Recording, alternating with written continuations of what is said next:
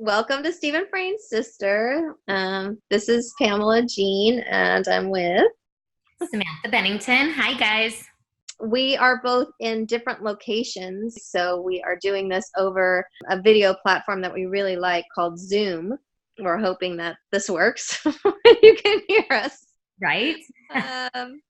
But today, we kind of want to expand on what we talked about with Ann Moss. I thought that if you haven't listened to Ann Moss' podcast, it's a very powerful podcast, and she is very direct about ways to engage with people and how to talk about suicide. And we found this article that's titled "How to Talk About Suicide in a Way That's Actually Helpful," that I will put a link in the bottom after we are done with this podcast. But I think what's powerful about it is that a lot of people don't know how to bring it up, and they don't know how to talk about it. And I thought we would just go through each one of the sections and just see, kind of like what you think about it and what I think about it. Deaths by suicide. Do you want to read that part? Yeah, deaths by suicide, like the ones of a designer, Kate Spade, and chef Anthony Bourdain, are tragic reminders that mental health issues don't discriminate based on success. I know that firsthand. Mental health problems can hide in plain sight, sometimes to loved ones or even to the person who suffers from them. I found that interesting, even from the person who suffers from them. Yeah. And the other thing that's alarming in the article is that it's the report, and this is from last year, so it could have increased even more by now, but the rate has increased 33% since 1999. So that's a huge this was done in 2017, so 2 years ago. Oh, yeah, that's right. 2 years ago. 2 years ago. And just in case anyone corrects us, but that's very interesting. So I wonder what the percentage would be today. I think the basic thing about this is just really how to be productive and proactive and have this discussion. I think the main thing that resonated with me when I read this article is one of the things they talk about is don't downplay the issue and talk about it as any other health issue. Like if someone has cancer or someone has diabetes, like this is a serious thing. And this isn't like, one of the things I really like about it is that you wouldn't tell someone who has cancer to just get over it. Right. And I've heard that about my brother. That's insane. That's just horrific that somebody would even tell you that. I don't know how you get over anything like this. I don't think you ever do, honestly. I read this article. It was difficult for me to even read. And actually being a survivor myself, I still find it very hard to talk about. So, and now it's totally encompassing my life in every area. So, and I'm still struggling with talking about it. I think it's a trigger. So if you noticed in every podcast when we start, which nobody else gets the pleasure of seeing the side of me except for you and Zach, unfortunately. I'm sorry.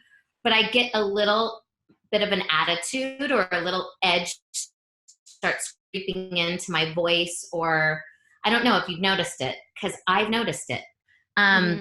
Please tell me, have you noticed it? It's really sensitive, and I'm like... Well, I have trouble saying it. I have trouble saying suicide. I have trouble saying the word. I'm resistant every time we start to talk. And then when we record a podcast and we're working together, as we talk about it more, I feel better by the end of our podcast. And when I get to listen to our podcast, that when we're completely done with one, I go, oh my God, that was incredible. This is so informative. This has helped me. And it is a tough subject. And one of the things that I love that this article points out is that accept that you're going to feel uncomfortable. Accept that talking about it is uncomfortable, because that's what's going to help you get through and feel better about it, which is like a weird thing to think about. But sometimes doing those uncomfortable things makes us feel better. And it's so funny that you're having that experience, because I still have that experience. Like I get a little bit of an anxiety before we do this about like, you know what I mean? But then once we start doing it, I'm like, wow, I start to feel better, and it really releases things for me. And I think that's one of the powerful messages about it. What I also liked about one of the things that Anne kept bringing up to me, and when I spoke to her several times, is she kept correcting me. I used to say committed suicide, and she said, please change your verbiage to died by suicide, because it has a stigma attached to it as if it's not a disease. It just, I don't know. I'm having a hard time with all of this. It hasn't even been 2 years. And I go through emotions that are I'm going through a little anger at the moment. So I'm very resistant when we're trying to work together. There's a million things going on. My scheduling has been horrible, and I apologize, but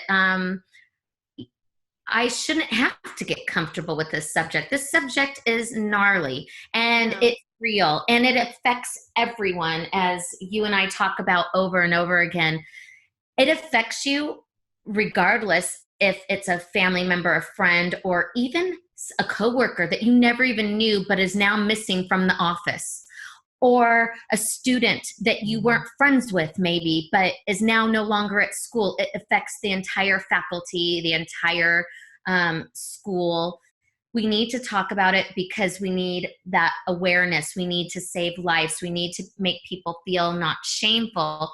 Yeah, no, I think the not shameful thing is extremely important, because one of the things that the article said is realize that self-harm can happen to someone you know. And I think that what it brings up is that people don't think it's going to happen to them, or they don't really think it's around them, or they don't want to think about it. You know what I mean? So they just kind of like push it away and pretend that it's not really there, instead of kind of embracing it and realizing it, that there's probably someone in their life that's struggling. Or maybe they're even struggling and they're not even willing to admit it to themselves. Definitely. I do not have thoughts of suicide. I mean, have I ever? Sure. Just wondering, like, oh, I wonder what it would be like. Would people miss me? That's a normal train of thought. How many people would care if I was gone? Would it make a difference? Or I'm the opposite spectrum. I think, oh my God, I can't go anywhere because I'm all Draven has, or I love life. I would miss out on so many birthdays, on births, on family vacations. I would miss out. I would miss life terribly. So I struggle with being a survivor, and I'm struggling right now. This is me opening up and being extremely vulnerable, but I'm struggling differently than I was struggling a few months ago, and going through that. Let's talk about it. We need to talk about it. We need to save lives. And I'm going, I don't want to talk about this. This is not comfortable. And I didn't do this. And why am I now stuck in this scenario where I'm trying to help myself and others? I'm going through some serious anger issues with it. It's a huge burden.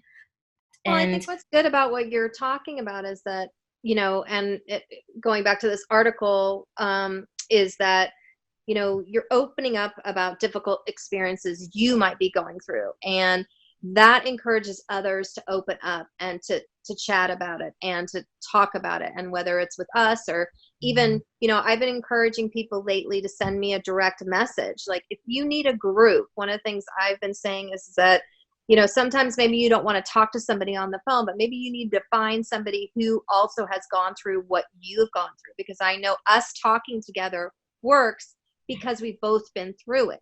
You know what I mean? Not only because I knew, Chester, but I also had my own issues with it for so long with my brother. You know what I mean? So we both have the level of intensity of it being part of our family that's on the same level. And we've talked with several other people that are like-minded individuals. And I think having that like-minded set really helps. And talking to someone like that who knows what you're going through. I mean, a lot of people are like, oh, go to a therapist. But sometimes I don't feel, if a therapist hasn't been through what you've been through, I don't feel that they can relate on the same level. So talking about it, I think it's really important to talk about it with somebody who understands what it's like to go through it. This is where the stigma and judgment come into play as well, as no one has a right to judge someone else. If you have not walked in those exact same shoes, which is literally impossible, right? For anyone to experience the exact same thing with the exact same intensity, emotion, attachment to that person who we are now mourning, there is no possible way. So then there you go. We can just remove that judgment factor. I hope that sticks with everyone, because we can apply that judgment factor and not judging others across the board to everything. And if we did that, that would also help mental health, because when people are judged, then they're now reflecting on themselves to what somebody else may or may not think of them, what others believe, what others feel. That brings up another good point in the article. It says, check any bias at the door. You know, it's when talking about suicide to someone who might be suicidal, leave your biases and moral beliefs about it elsewhere. This is not the time to preach to someone who is struggling with a disease that feels their life is in crisis. You're there to listen. You're there to help. You're there to say, are you feeling like harming yourself? Like, you're there to discuss the hard questions, you know, and it can happen to people who are survivors. And I think our podcast is very focused on the survivors, but it's also understanding that survivors can fall victim to being suicidal themselves because of going through that. And that's what I think of going through being a survivor of suicide loss. You can become suicidal yourself. And I think that that's one of the most important messages that we're trying to get out, is that, you know, having a platform where survivors can talk to each other or have resources and tools is so important. That's why checking your biases at the door, like you're saying, or you know, judging people, you just, like you said, when you can't walk in their shoes, you don't really get it.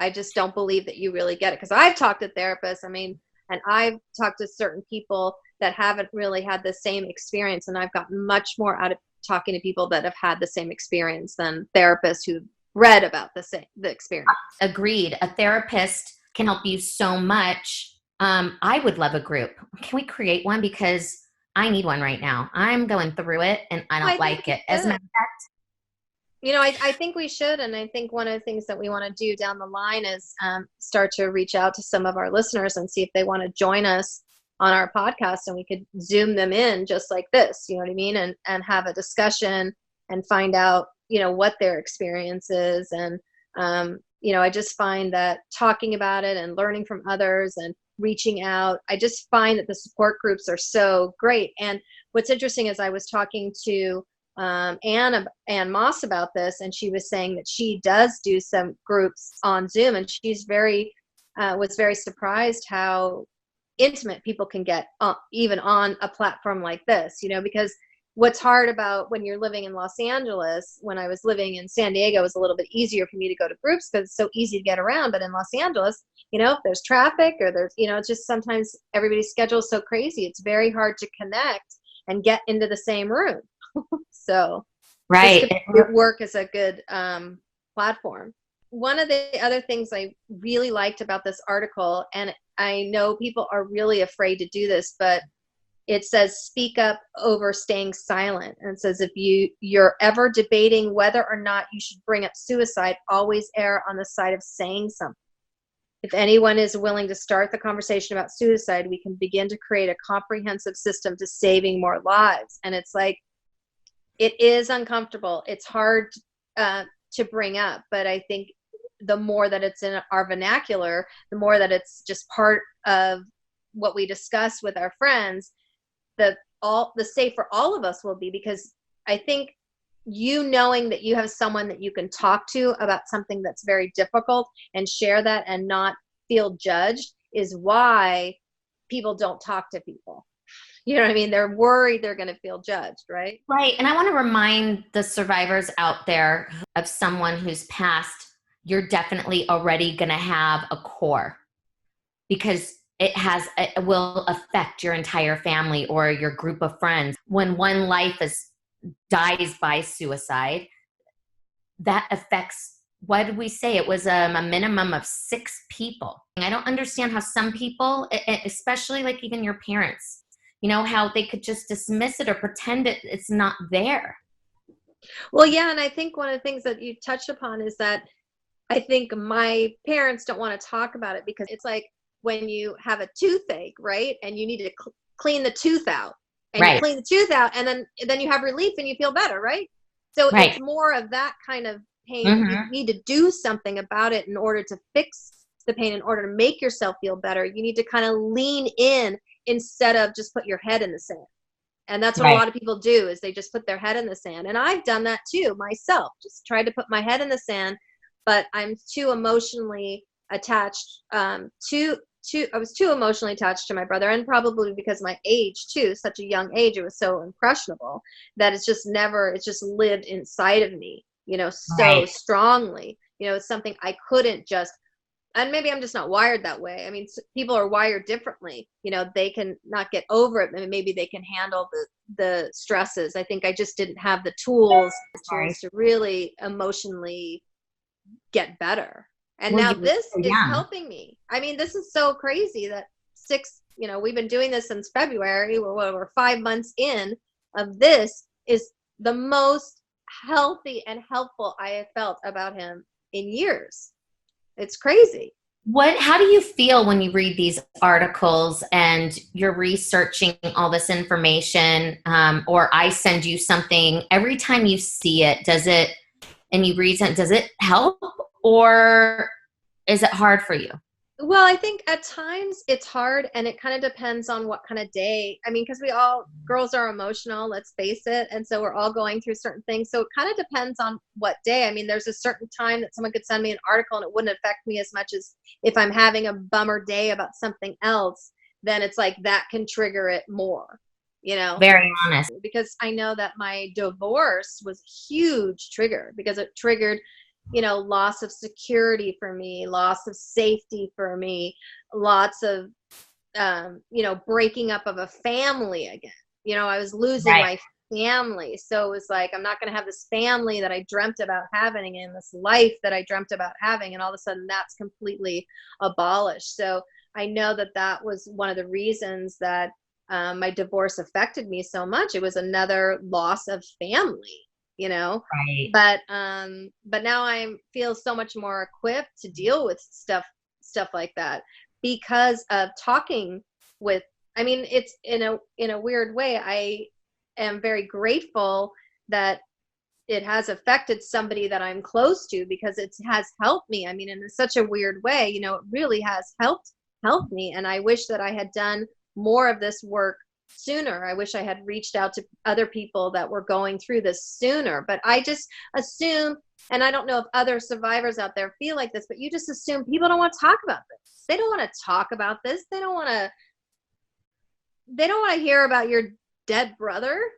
They don't. Like, that's really what I was thinking. And a lot of times it's maybe because they don't understand, and I really should have seeked out more groups that of other people, like I said, like-minded things. So that's why I think us helping to build some kind of network for survivors is extremely important, because that's the people that they need to talk to. And I really liked your suggestion of, like, it affects 6 people. So if you're going through this, if you're a survivor of someone committing suicide, look at the other survivors and see if you can start your own group, just talking about it together. Create something with uh, other survivors that you feel comfortable with, or that know you as a person and know your personality, so that you can start, stripping away the pain and infusing yourself with some healing, because it's a roller coaster ride. I'm not going to lie. It's not easy. And for me, I'm on the opposite side. Everybody on the planet that I know, even when they don't bring it up, eventually will and want to talk about it with me. And I'm like, Mm-hmm. I don't want to talk to you about it. I don't want this to now all of a sudden take over my life. Right. It can't be the only thing. Yes. No. And I don't, every time I see somebody or reconnect with somebody and they haven't seen me, I don't want my ex-husband to be the topic of every conversation. I do not want to talk about suicide on every conversation I have. And I think people need to keep in mind when they are talking with survivors or to a survivor, to also be sensitive to to where they are at. And again, you're right when you say there's good days and bad days, because there are some days where somebody can ask to talk about it, and I will divulge everything I've ever learned and want to share and help and be super helpful. But that means I'm having a kick-ass day. If I'm having a really bad day, or I'm like really aggravated, like this morning, I've been pulled in a million freaking directions, right? As we've been trying to work, and I'm frustrated. This whole conversation is not pleasant for me. I am grinding. I guess I'm against the grain. Well, I think one of the things too about the article is that it talks about asking direct and pointed questions. And I think, especially if you have a group of people that are talking about this, they really being mindful of where that person's at and asking them, you know, saying, hey, I'd really like to talk about this. Is this a good time to talk about it? And you having the right to say, no, it's not a good time to talk about it. Let's, you know, curb the conversation for some other time, you know? That is a beautiful suggestion that I am going to actually apply to my life. And I realized my family has been so supportive with my son and I don't know if I've checked in with them, because they're all survivors too. So I think they've been so worried about us because we are so much closer than any of them were to him. Mm-hmm. And for those turning in, to my ex-husband. But I need to check in with them and see how they're feeling about everything. I notice every time I speak to my aunt and we're talking, sometimes she looks at me and just starts crying. So I feel like I'm a trigger of sadness for her. And I don't like that. And when it used to be a big smile and a big hug, which I still get that smile and hug, but she cries with me almost every time I see her. I can't remember the last time she hasn't cried. You know what? That's true. You could be a trigger, and maybe I am, in a weird way, a trigger for my parents. You know, maybe I am a trigger for that reminder of what happened. You know what I mean? And so I know when I was getting actually back together with my biological mother, I would feel like I was a trigger for her, just the memory of her giving me up. And since we spent more time together, I think that has passed. You know what I mean? And I think that's what it is, leaning in right. and experiencing it more. So you don't have that trigger. You kind of overcome or get past that trigger, and you have a new association instead of that negative association. Maybe that's a place that we can go with. I'm going to build on this new association, because where I'm at right now is not working. And I hate admitting this, I've thought about suicide more since he passed than I ever have in my entire life. Of course. I'm a survivor. Yeah. However, that's not always a good thing. No. It takes you down into dark places, and there's a lot of good things that have happened too. It's a lot of reconnecting. It's a lot of readjusting. There's a lot of forgiveness going on. There's a lot of emotions that go on. And I mean forgiveness even with the people that are alive, because you realize how sensitive and precious life is when you experience a suicide, because a death by suicide is so much different than an illness. It's you don't have time to prepare. And as much talk or as many dark lyrics as he wrote, or as introverted and extroverted, because you can't be both, and my ex was both. No matter how much that you would think, because almost every song he wrote had dark stuff. I go back and I listen now and I'm like, what's wrong with me? How didn't I see any of these signs? Or the times he told me I'm thinking dark thoughts, but then he totally convinced me that through being through rehab or staying in therapy, even when he didn't want to, but then he realized he really was going to take advantage of other people putting him into a different situation by force. He decided, well, I'm here. I better take advantage of all the therapy I can get and look at it as a vacation and relax and enjoy this time away from the work and the chaos. And then when I saw him, he convinced me that he was better and not having dark thoughts anymore. So I don't know. He doesn't want you to worry about him. Well, yeah, but then this happened and I totally got side blinded. In all honesty, I never in a million years thought I would get that phone call.